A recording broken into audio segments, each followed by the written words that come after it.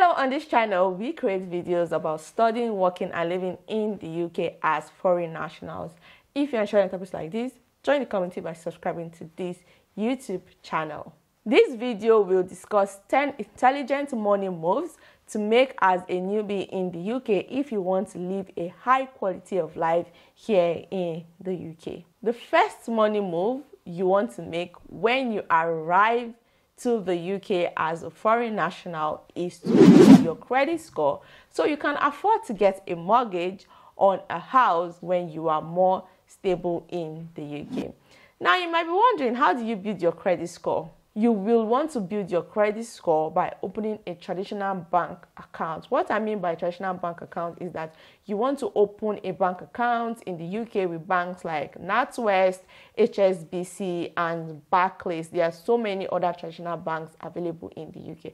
Now, traditional banks are banks that have been in existence before now. They've been in existence for like 50 years, 20 years, and they have both physical and digital banking system.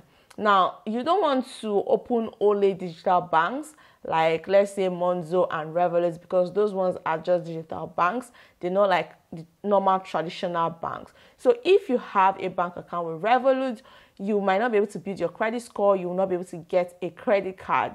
So that's why you want to go with a more traditional bank. Now, I'm not saying Revolut and all these other digital banking apps are not good. They are very good.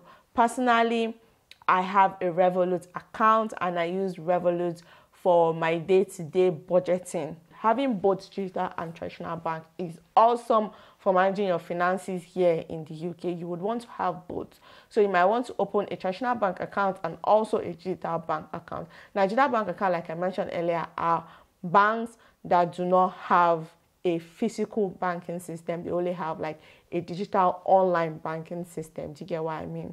You can open digital online banks like Monzo or Revolut. However, those won't help you build your credit score, but they are suitable for saving money.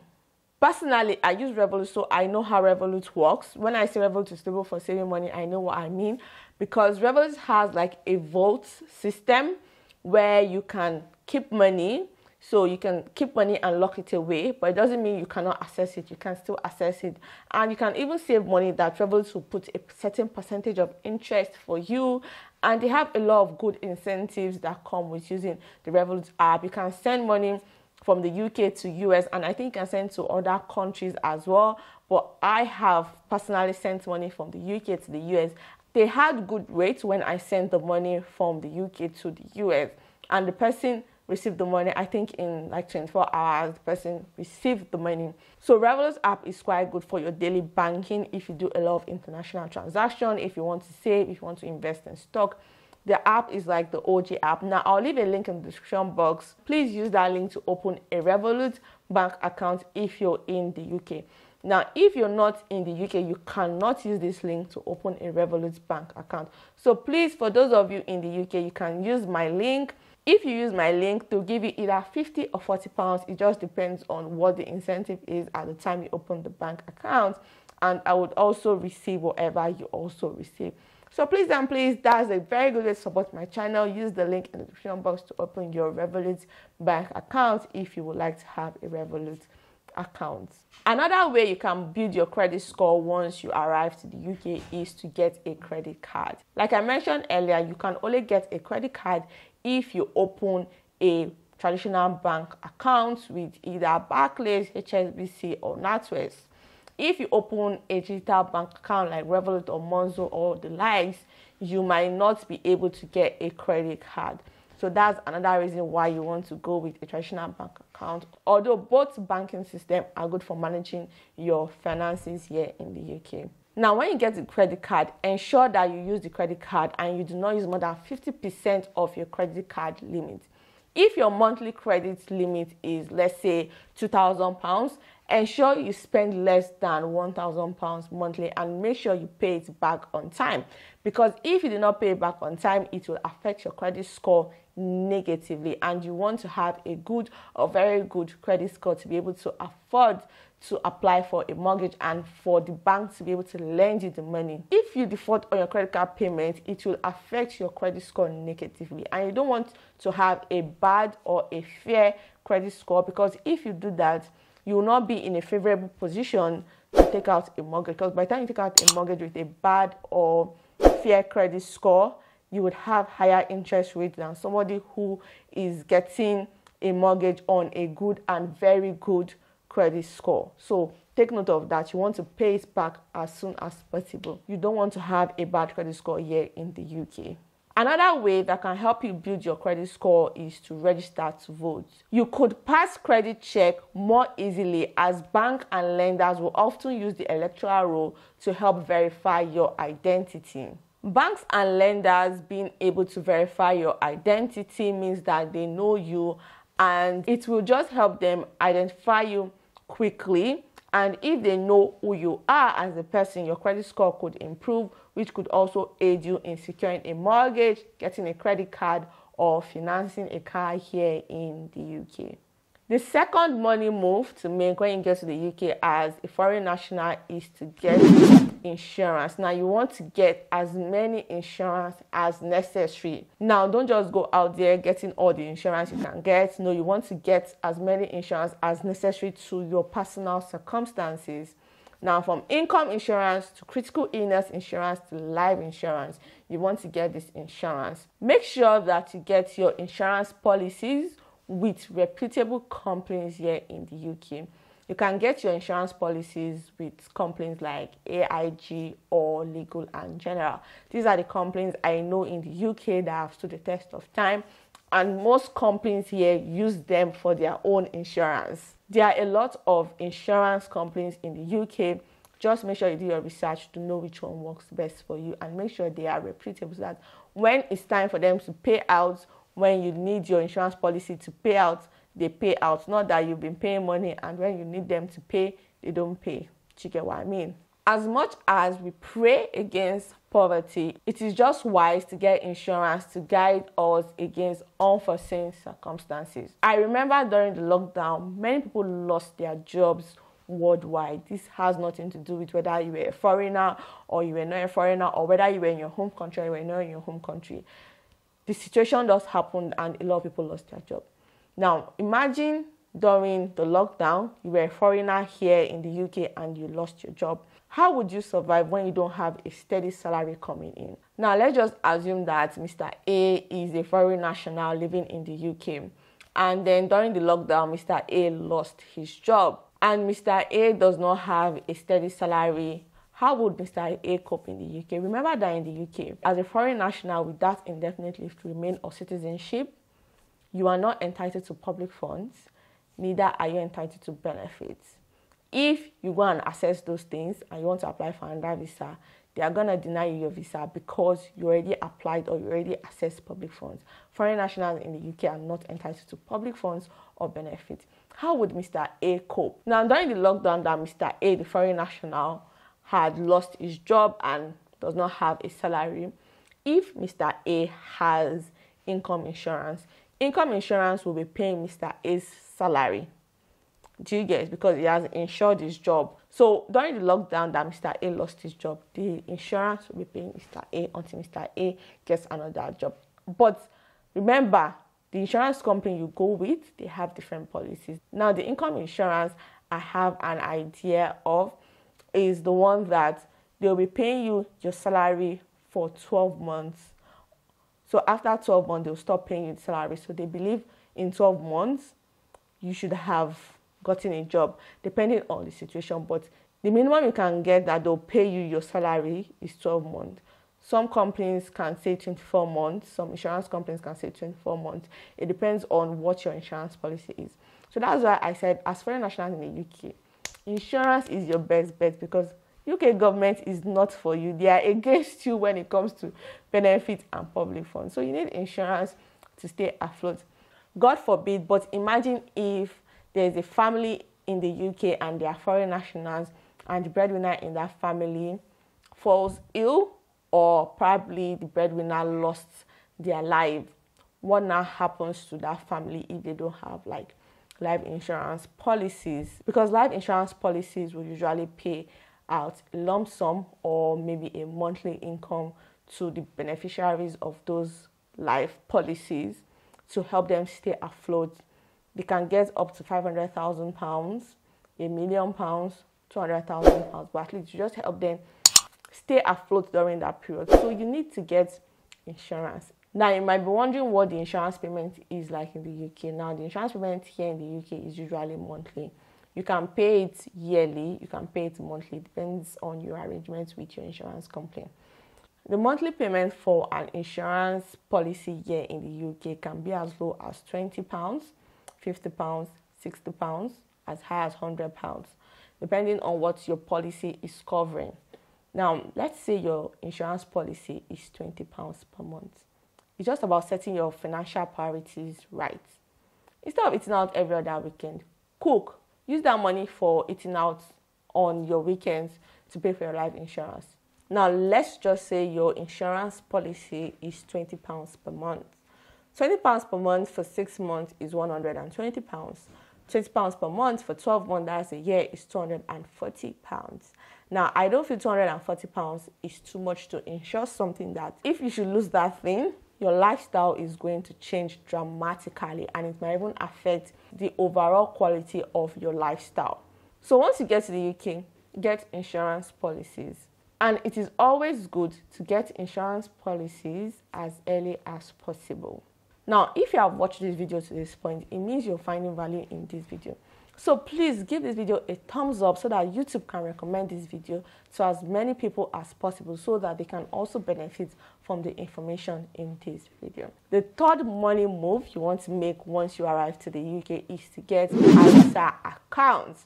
Now, there are different types of ISA accounts. We have the live ISA account, the junior ISA, the SIP ISA, we have the stocks and shares ISA. There are lots of ISAs, but please get all the ISA accounts you can get that is relevant to you. Get them.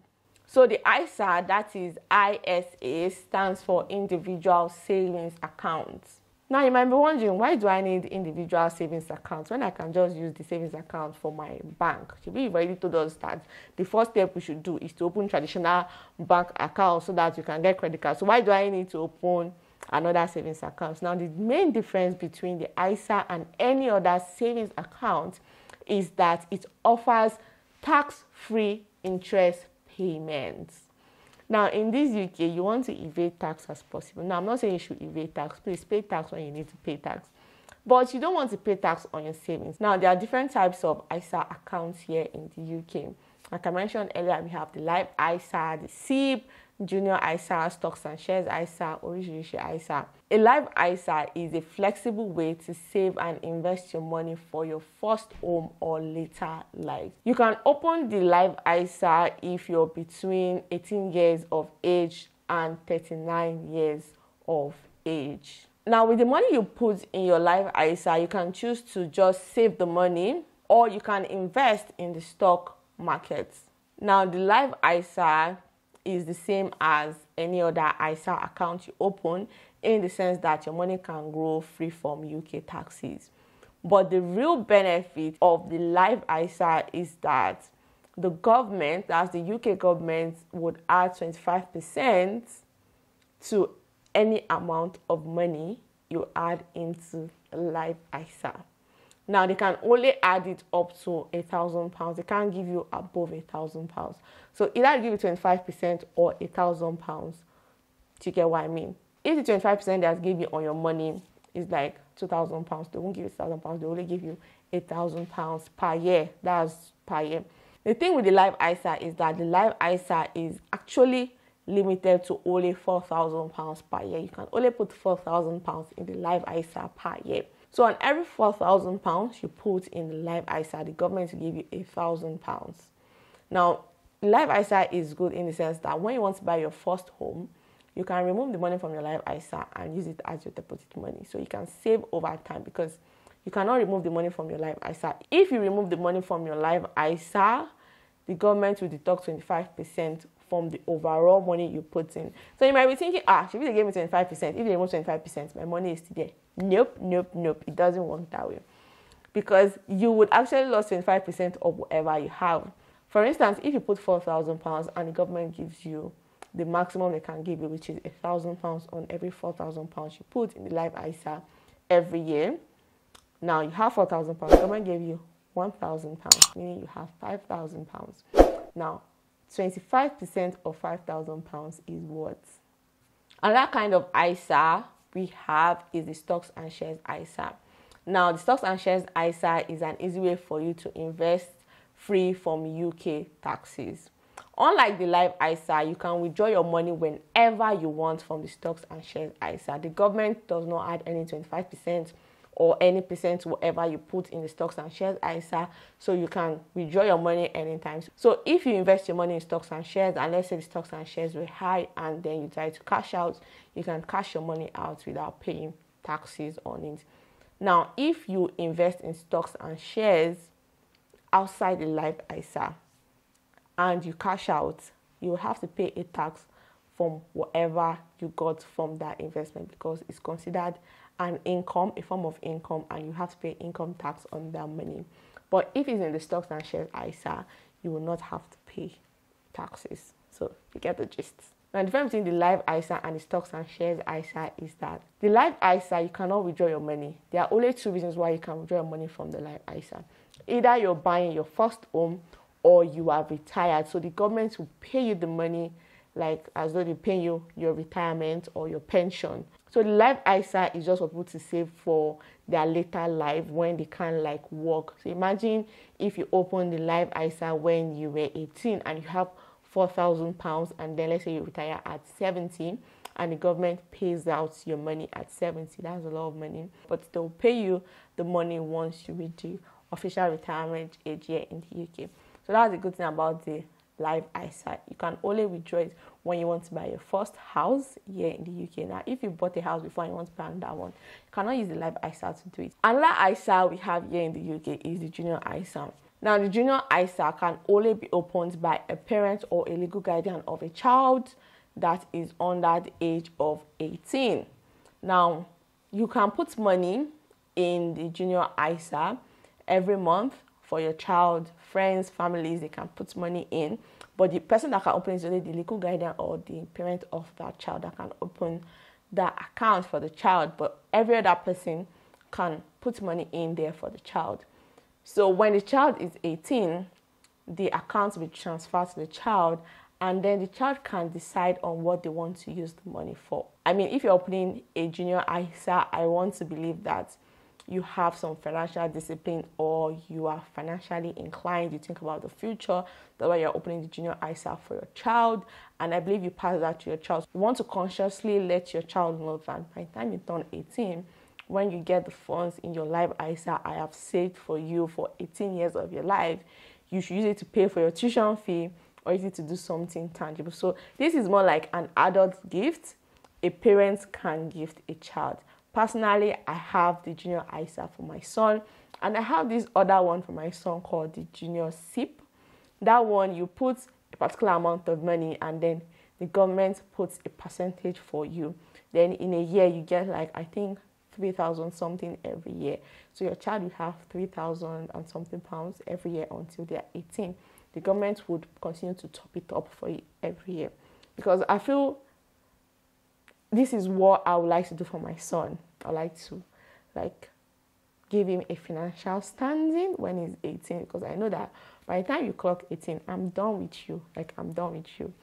I know that I have your tuition fee for university paid, probably your first car, and you can pick it up from there. Thank God you were born in a first world country, so you can pick your life up from there. It's a good gift to give a child when you're 18. I was very fortunate to have parents who thought about my future, who saved in properties, and when it was time for me to study abroad, they were able to sell those properties and sponsor me to study here in the UK and continue living my life. I've been in the UK since 2018. It was a good gift my parents could give me, so I think I learned this from my parents. So it's also something I want to give to my son, so when he's 18 at least, he has something to go to uni with, tickets. The fourth money move you want to make when you get to the UK is to create a budget. Now, a budget is a financial plan for a defined period. Budgets are known to enhance the success of any financial undertaking greatly. Trust me, I always budget everything.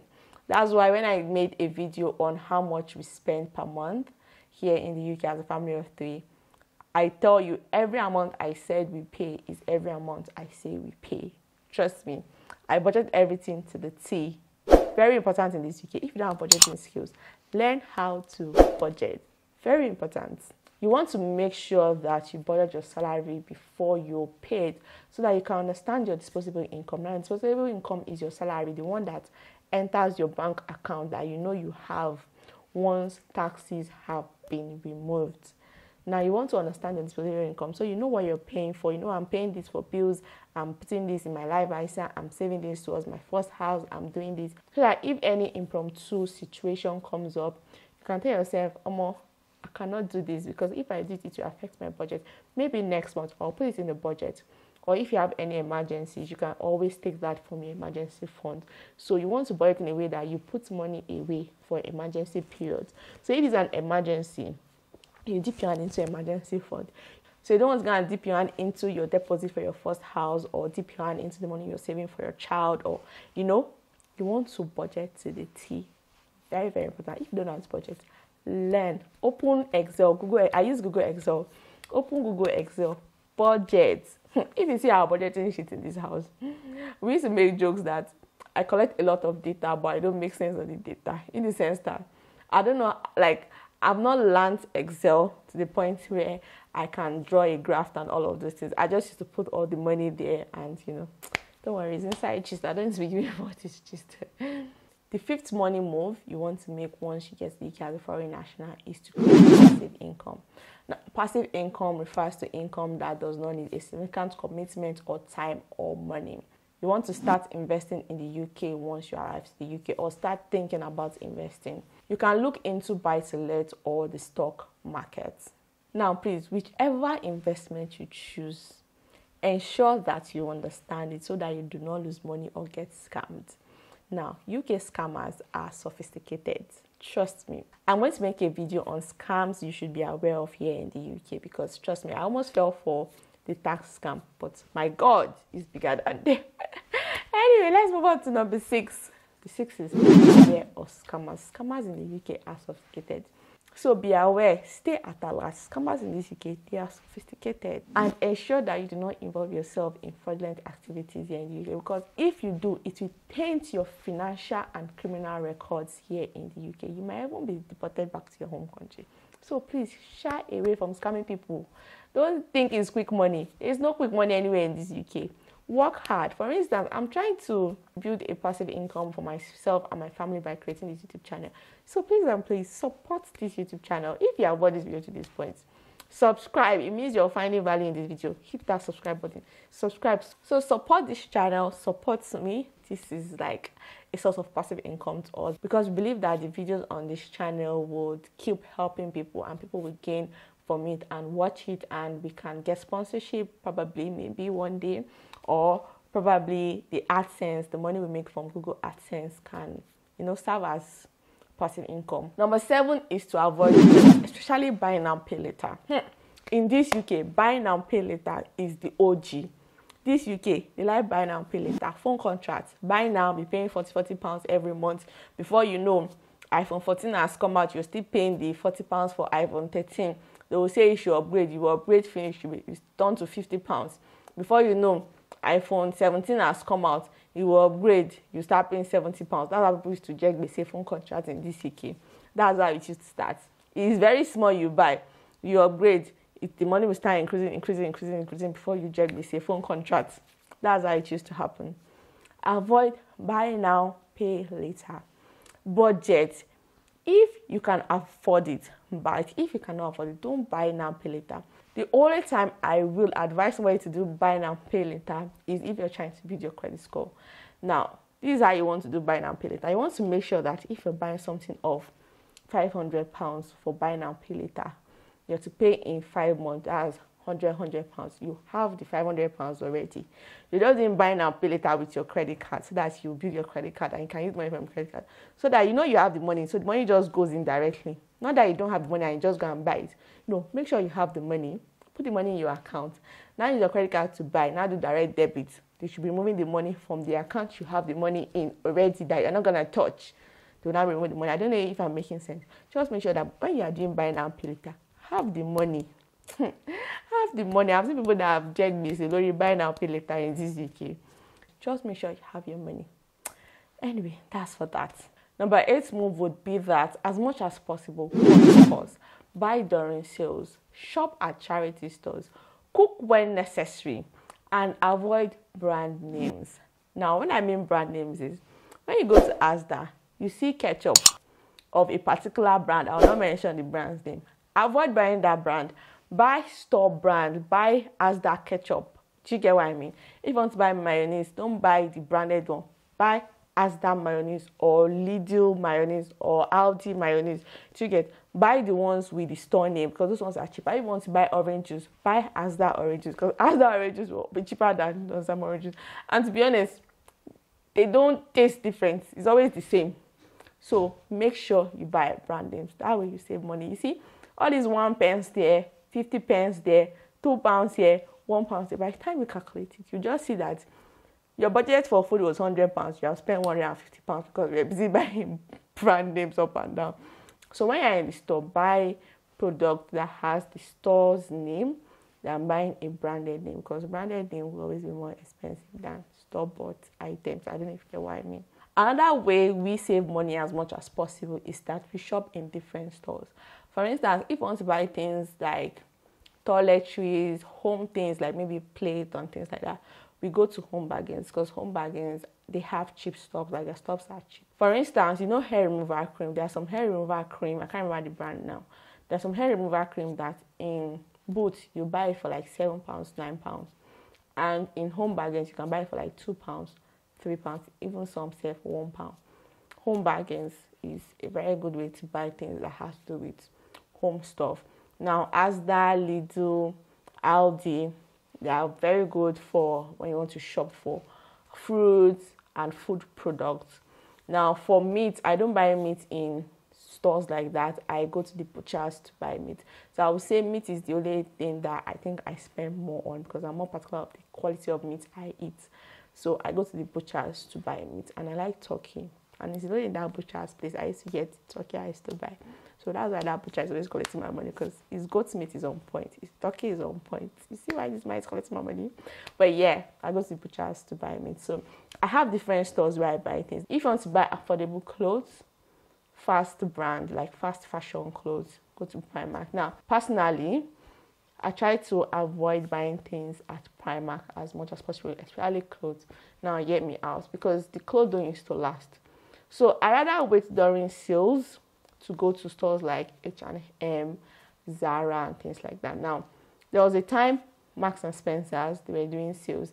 I bought a couple of jeans for like £10, £9, £8. I bought the jeans for, and I still wear the jeans till now. Like jeans are like nice jeans. So I rather wait during sales, especially January sales, and maybe before summer sales to buy clothes from brands that I know that their clothes will last, and it won't be cheaper than what I won't get in Primark because the clothes will be on sales. You can buy like a jean for like £40 for like £8. So that's it. The downside to buying things on sales is that you'll probably be wearing off-season clothes, but honestly, I don't care. As long as I'm saving money and I know what I'm saving my money for, I don't mind wearing off-season clothes. And where do I even used to go? I work from home. I hardly go out. Like, I'm always in my house. Once in a while, I go out. So even if I buy in-season clothes, I might be wearing the in-season clothes off-season because I will not go out during that season when the clothes was, in vogue or trending. So that's one reason I don't do fast fashion brand or buy trendy stuff because I might wear them when they are not trendy. As much as possible, you want to cut cost on your household expenses. The 9th money move you want to make when you get to the UK is contentment. Practice contentment. If you don't need it, don't get it. Trust me, this UK, there are a lot of experienced stores, things can enter your eyes. And when I was setting up my home office, when I went to IKEA, that's when I realized that I needed wooden tray. I needed this, I needed that. But some of these things I needed, like the wooden tray, I needed it to serve my husband food like the king he is. So that tray was needed. But there are some things I bought in IKEA that I could have done without them. Now, if you don't need it, don't get it. Because this UK, their experience stores are for you to experience the product and ultimately buy. So they are arranged in a way for you to spend your money. So please, when you go to store, make sure that you have a list, and it's what is on your list you buy. Don't be like someone that is on the internet that went to the store. He bought every other thing else, but he did not buy what he came to buy. The things on the list he did not buy, but he bought every other thing else. It can happen, but make sure you practice self-discipline and be contented. If you don't need it, don't get it.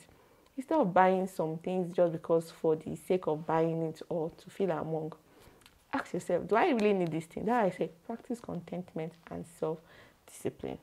The 10th money move you want to make when you get to the UK is to get a reputable BDC, that's Burundi the change, to send and receive money from your home country. Now, when you get to the UK and you start working, you want to obviously send money home. You will need a Burundi the change that will change money for you in a way that you get good value for your money. Do you get what I mean? That's why you need a reputable Burundi the change. And let's say you still have money in your home currency, you need a good Burundi the change to help you change it to pounds in a way that you get good value for your money. Do you get what I mean? And that way to maybe avoid Burundi the change is to use your payment cards. But now that, I think if you're from Nigeria, you can't even use your card to pay anything in dollars or in pounds. So that one was scrapped out. When we first came to the UK, we had money in our home country's currency, which is Naira. So we had money in Naira, and we were using Naira to pay for things through our debit card.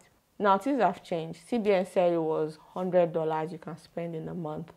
Now they cap it to $20. Now you can't even use your Naira debit card to pay for anything in any foreign currency, thanks to CBN. But anyway, we move, but just get a reputable BDC, that's really the change, to help you change your money, because that way you get good value for your money. With this, we've come to the end of today's video. If there are any money moves you think newbies in the UK should make, or any money moves you made that helped you in the UK, please leave it in the comment section. You just might be helping someone make the right financial decision here in the UK. Bye for now, and thanks for watching.